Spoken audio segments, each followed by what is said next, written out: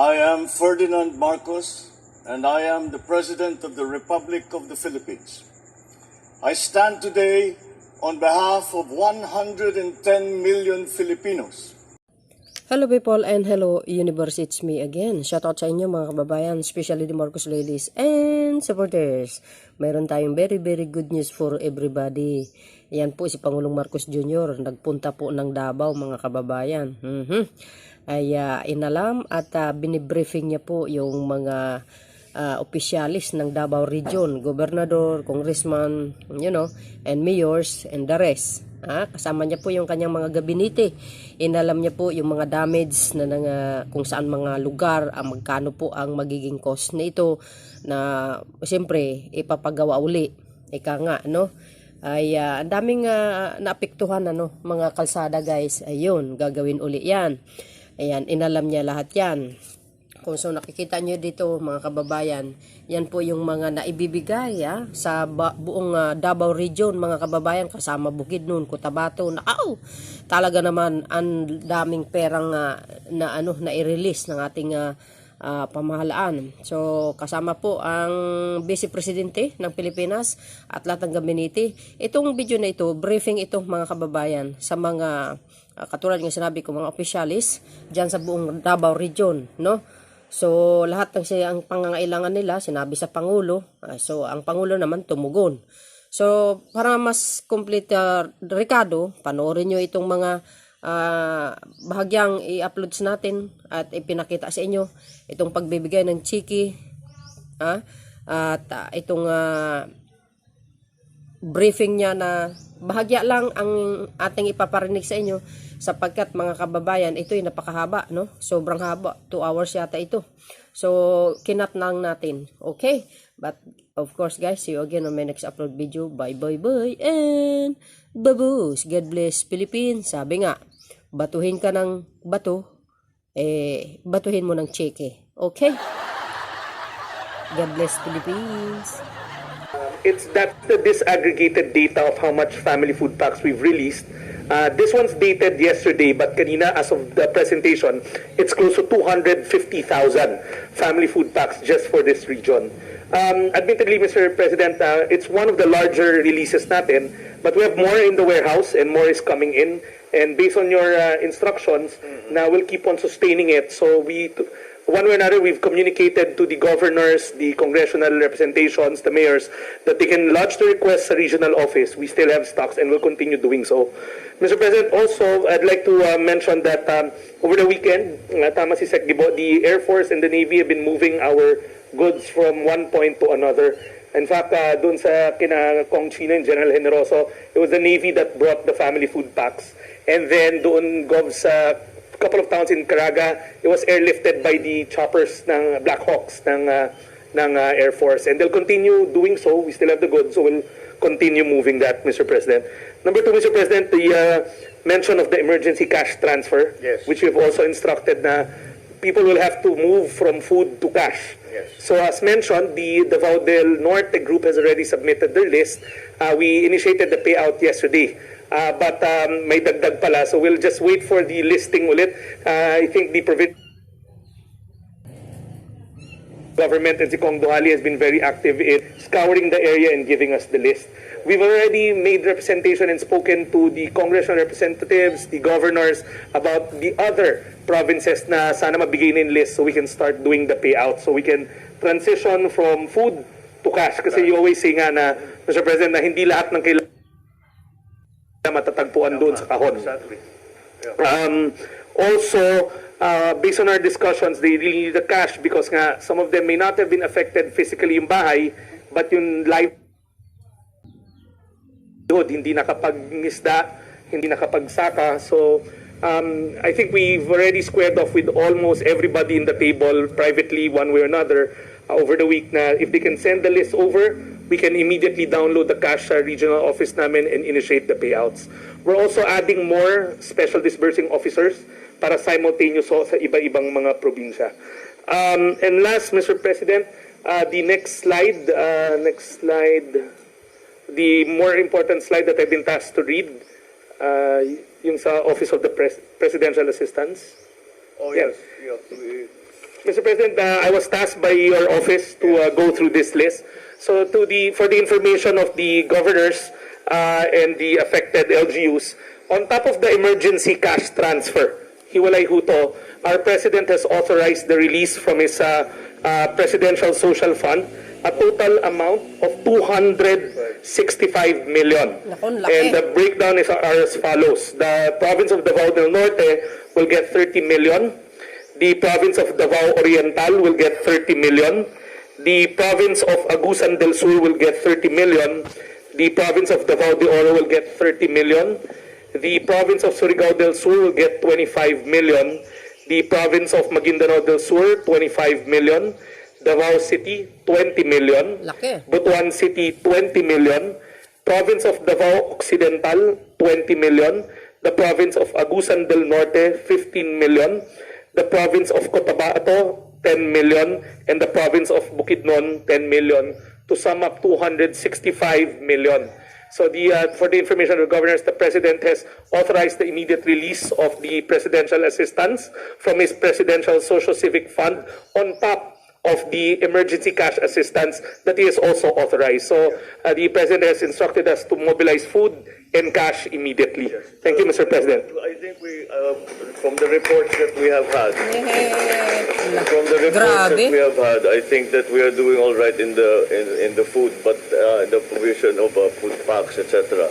But as the Secretary was explaining, that it gets to the point na hindi lang pagkain ang kailangan ng tao, that they need to buy other things na para sa kanilang household, no? So that's why the ECTs have become very important, and that's why I released the 265 million to make sure that that phase of the response is immediate. At maramdaman kaagad ng tao, mayroon kaagad silang tulong, maramdaman nila kaagad kung ano yung kailangan nila. Meron silang gagamitin sa pangangailangan nila. So that is the other thing I wanted to ask about is there was only one report about the problem on water supply. What are we doing in terms of providing usually kumukuha tayo ng mga purifiers and yes, sir, tinawag ko na, and tomorrow darating na po sila. I'm just looking at the team. Siyempre, that's very important kasi kung hindi magandang tubig, hindi sapat yung tubig. Yes, sir. People will start drinking from questionable sources, magkasakit pa, we will have an outbreak of all kinds of things. Sir, ang dadalhin po hindi tankers, mga portable po na naka-backpack lang. Yung bago maliit na eh. Yeah, Pwede na hindi na kailangan pwedeng dalhin kahit saan. Yes, sir. Para dahil it's okay, we will bring as much water as we can.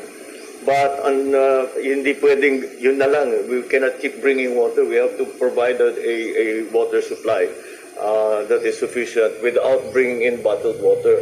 So our solution to that has always been to bring water purifiers, some kind of water purifier. Dati, truck pa yan. Ngayon, the technologies have improved. Pwede nang dalhin ng tao. So that's what we will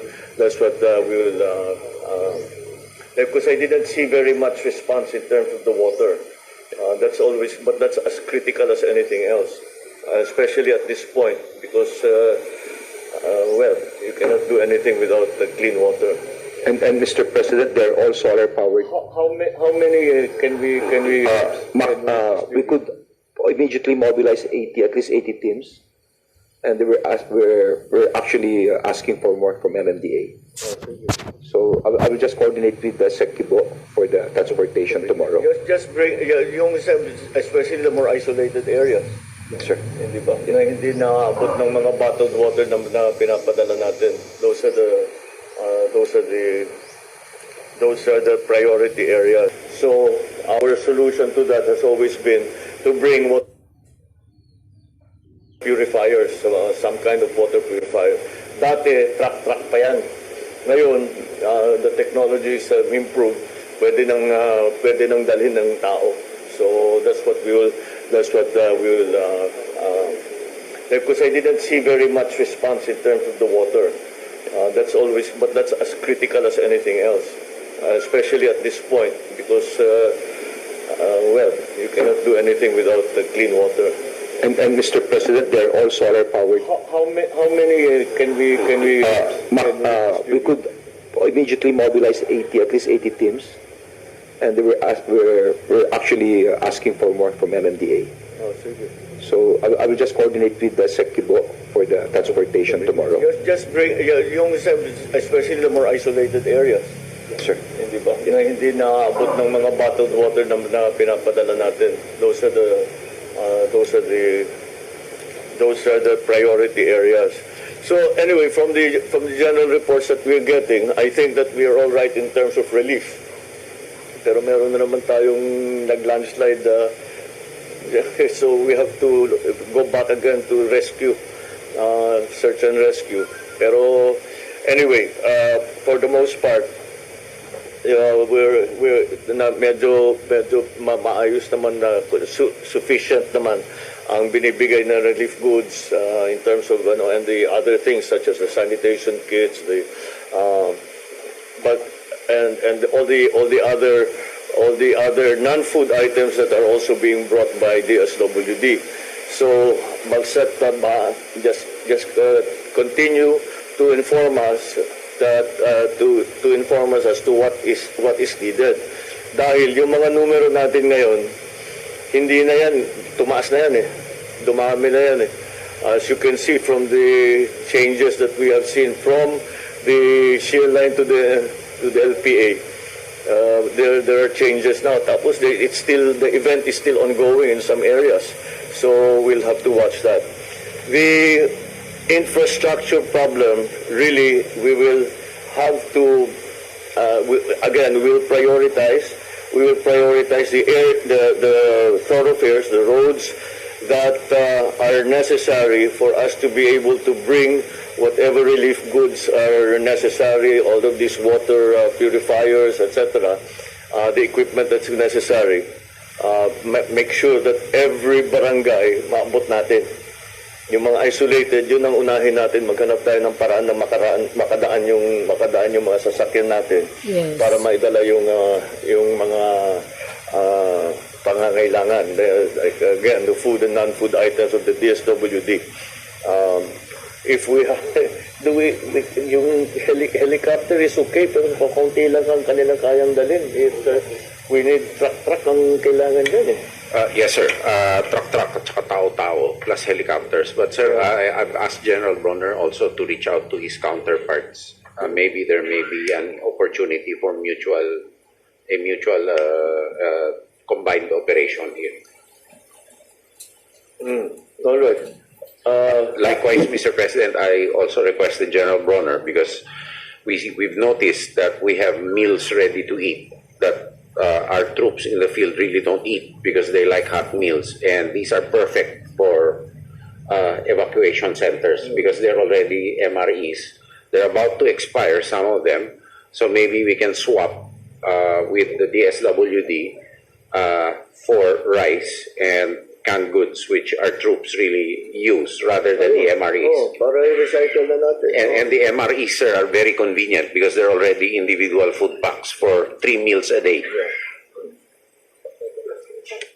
Sir, Rene. With your directive to rethink the design of our action plans, I'd like to inform the local government that DOST, OCD, and the World Bank, in collaboration with other agencies, developed the Plan Smart Ready to Rebuild. And this is an automated planning. Together with your input, you'll be able to look at all the multi-hazards that can affect your areas and plan better para maganda po yung ating rebuilding after all the emergency interventions have been finished. Then we can actually train your planners together with the national agencies and sit down and plan better for your local government. So, Plan Smart Ready to Rebuild. For the immediate, I was about to ask you, what's the weather look like? Mababa na po yung ulan, but the problem with the landslide na nangyari kahapon, there can be a lag time. Kahit maliit ang ulan, may mga deep landslides po na nangyayari. Kaya yung deep landslides ang nakakatabon talaga ng structure. At saka mukhang, from the comments of the LGUs, mukhang naapektuhan ng lindol. Yes po. So the earthquake, Generally speaking, with this kind of rain, hindi naman gumuguho yan. correct po. Pero siguro nag-liquefy na ng konti. Yes, na-loosen na po. So every time there's a major earthquake, we have to worry about multiple landslides when the rains come. Yeah.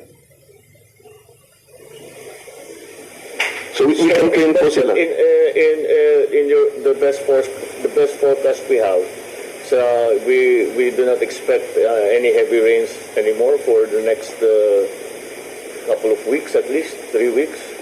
Meron pa po mga konting ulan, but Kailangan talagang bantayan. ang Davao region and Caraga po ang areas na hindi forecast na maapektuhan ng El Nino kasi maulan talaga ang forecast. Kaya nangyari po na yung dalawang region ang talagang naapektuhan. Hindi ba natin pwede ilipat yung ulan dun sa... kailangan. Pag ganito pong panahon, Sa Bisaya. mga late December and this quarter kasi papunta dito sa Mindanao yung ulan eh. Okay, well, that's the best forecast that we have. Mukhang mayroon pa rin na ulan kung kailangan pa rin bantayan ito. So those areas that we already have identified that will be flooded, baka we will have to take care of those people, the evacuation first.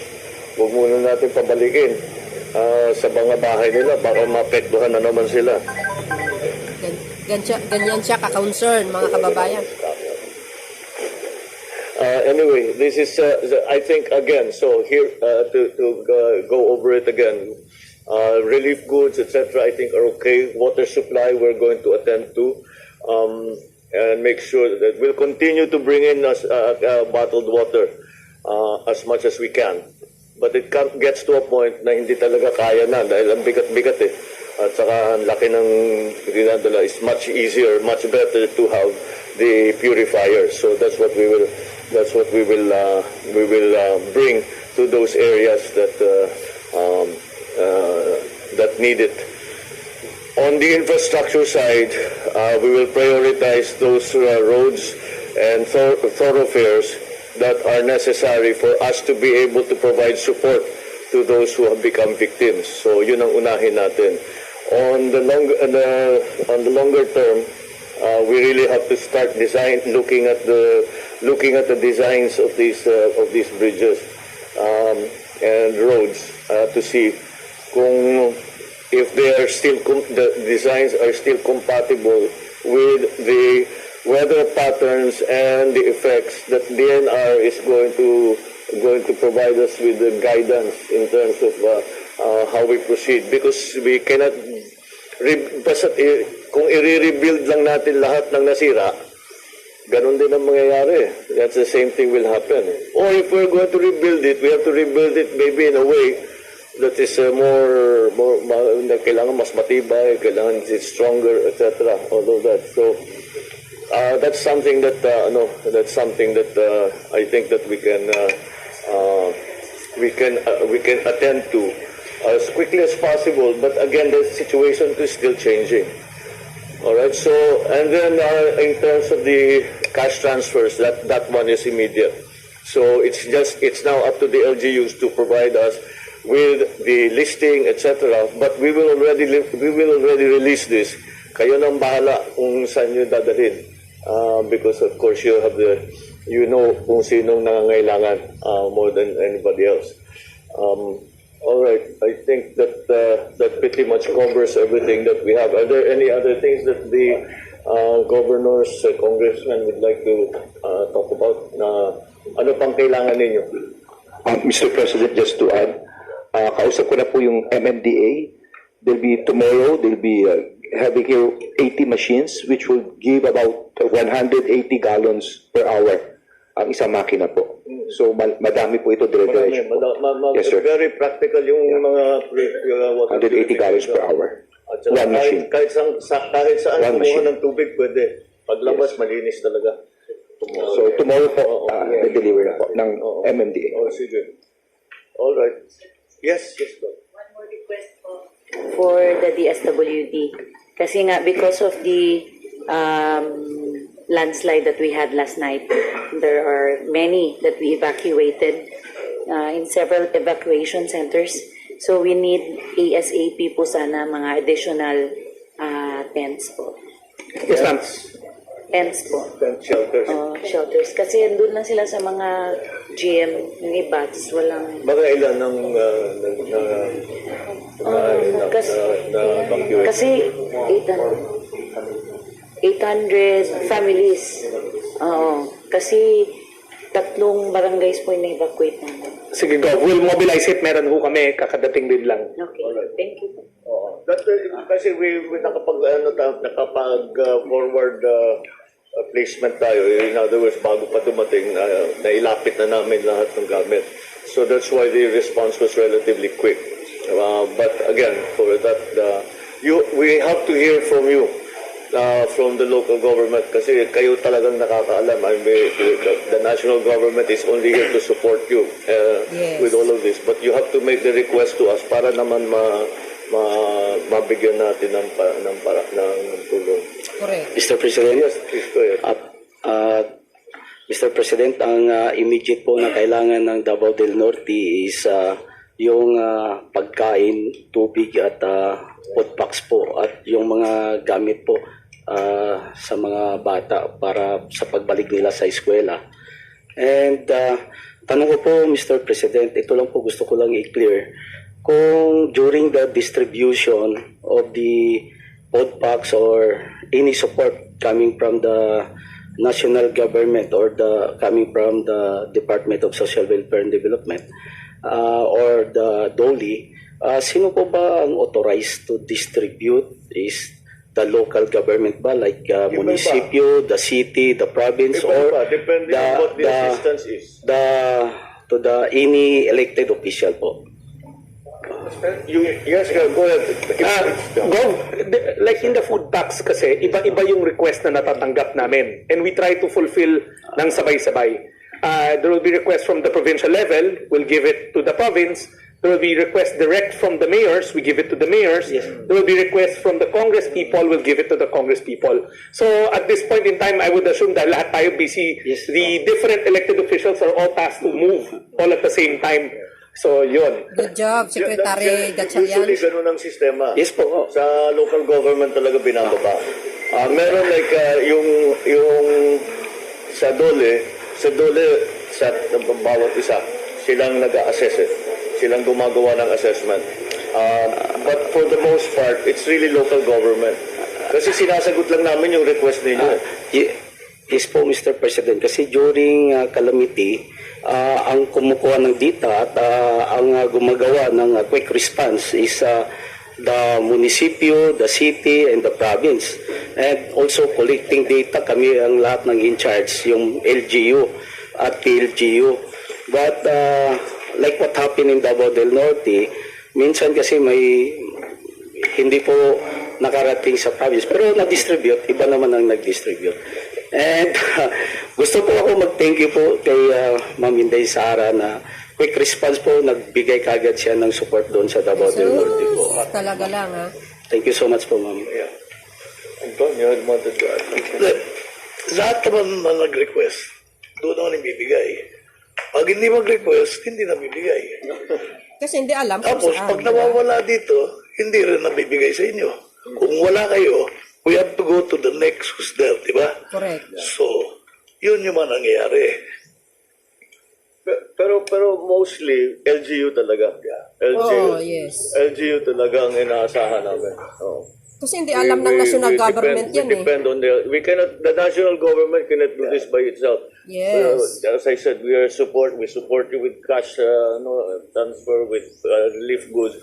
But kayo ang magsasabi sa amin kung saan dadalhin, kung saan ang uunahin sa inyo, hindi na nga pwedeng pumasok, etc. Yes, cooperation lang, mga That's best. why makita naman ninyo, pagka maganda yung quick response ng ginawa ng LGU, kagaya ngayon, may magandang effect talaga. So, Correct. that's why we are trying to That's right, improve President. our forecasting para makapag-warning kami na maaga sa inyo na makapaghanda kayo for whatever it is that is coming your way.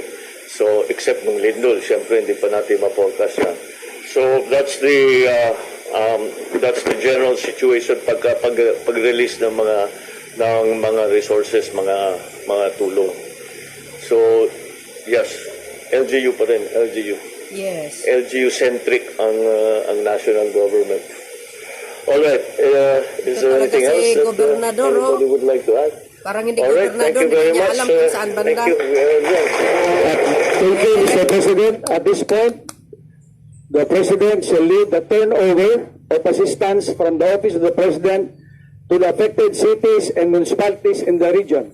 May we call on Governor Dorothy Gonzaga, together with the mayors of Davao de Oro, to receive the check. Tignan nyo guys, ang laki ng mga pera na ibibigay. 30 million, 20 million. Sana nga mapunta talaga sa pangangailangan ng mga mamamayang na ng Davao region. Nako, talaga naman. Grabe, talaga as in. Together with the mayors of Davao de Oro, to receive the check. Tingnan nyo guys, 30 million yan. So, ang ibig ko sabihin, gobernador, congressman, mayor, may communication yan, di ba? Regarding sa mga food na release galing sa government, si Gob naman parang walang alam. Hindi kayo naloka. So, yan guys katibayan, 30 million. Di kayo naloka. Ang laki. Ayan, kasama ang BP Sara at ang lahat ng opisyal ng Davao Region. Ano bang region yan? Ay, ano bang lugar yan? Davao del Norte? Hindi ko makita eh.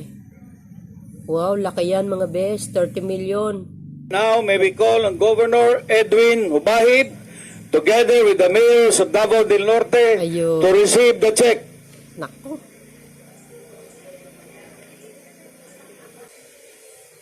Ayan na naman guys, Davao del Norte yan. 30 million? Wow, sana all. Ayan. Wow, happy. Wow, happy. Ito yung gobernador na nagsalita kanina guys. Wow. Happy ka ngayon, Goba. Mayroong 30 million.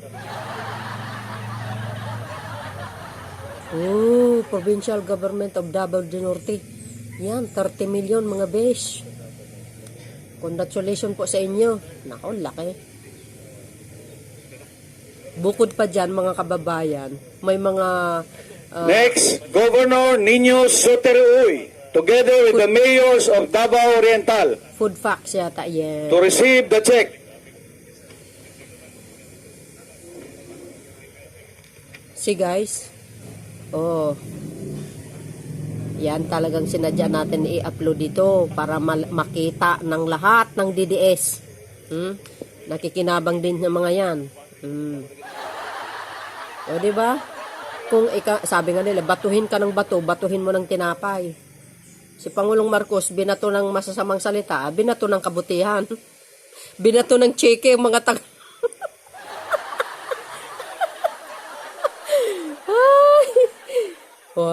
ano yan? Davao Oriental ito guys. Davao Occidental Provincial Administrator Attorney Geoffrey Navarra, together with the Provincial Treasurer, to receive the check. Oriental yan guys, 30 million Davao Oriental. Yan nga ang maganda mga kababayan. Binato ka ng ng Putik, batuhin mo ng Chique. Please prepare Davao City Operations and Warning Division Acting Head, Mr. Rodrigo Bustilo, to receive the check. Wow.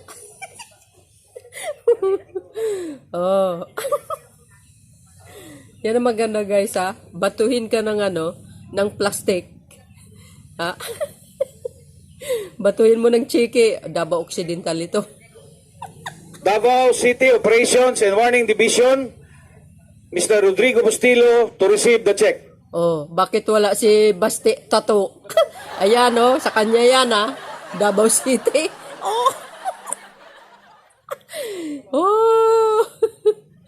City Government of Davao. Okay. Basti. Magkano yung sayo? 20 million. Oh, binato mo ng putik. Thank you, Mr. President. This assistance will surely benefit the people of Davao region. Binato mo ng putik si That Pangulong ends Marcos our Jr. program for today. Guys, binigyan ng 20 million si Basti si Basti Tato. O, di ba binato niya ng putik si Pangulong Marcos Jr.? O, anong sinukli ni Pangulong Marcos? 20 milyones. O, di ba? Kasi nahihiya naman tayo kay Basti pag hindi binigyan ng 20 million. Yung nasasakupan niya, tingnan nyo, hindi siya present, di ba? Supposed to be siya ang kukuha nga dyan eh. Oh, naunahan mo kasi ng yabang, Basti Tato. O, ano ngayon? Yeah, binato mo ng putik si Pangulong Marcos Jr. Anong isunikli niya sa'yo? 20 milyones. Oh, di ba mga DDS? Ano na?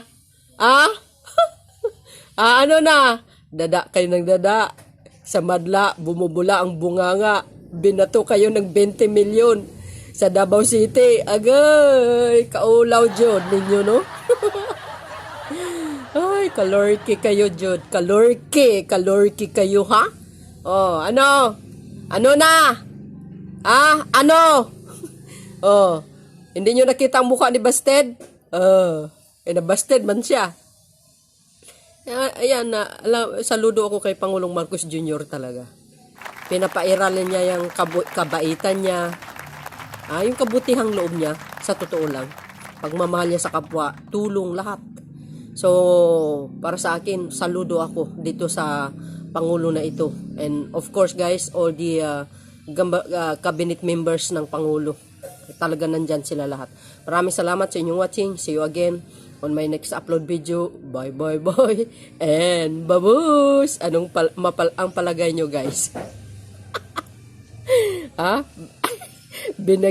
Binigyan si Basti ng 20 milyones ni Pangulong Marcos Jr. Ay, God bless Philippines!